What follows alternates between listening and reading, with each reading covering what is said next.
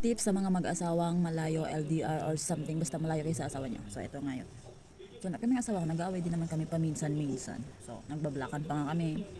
Tapos hindi kami nag-uusap minsan isang araw. Pero another day, yung isa sa amin nagpapakumbaba. Tapos another day, okay na kami. Or ilang oras pa lang okay na kami. Pero sa mga past relationship naman kasi, dati, ano yun, post, something, yung pinapaalam ko sa ibang tao yung mga problema namin. Pero ngayon, hindi na kasi ako ganun, hindi na ako ganun.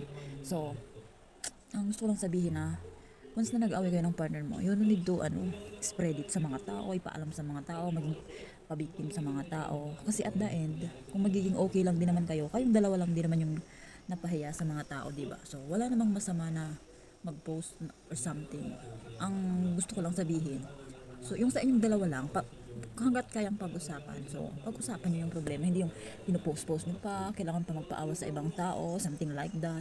So, humingi ng simpatya ng mga tao. Pero, maging okay lang din naman kayo. Maging okay lang naman kayo. Tapos, alam mo yun, basta ganun. Toxic talaga yun.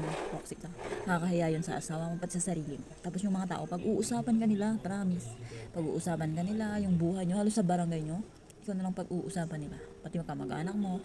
Tsaka, yung mga naaawa sa'yo, kunyari na yan, hindi yun naaawa sa'yo. Karamihan dyan naiinis sa'yo mismo. Kaya girls, don't do this, don't do that, basta.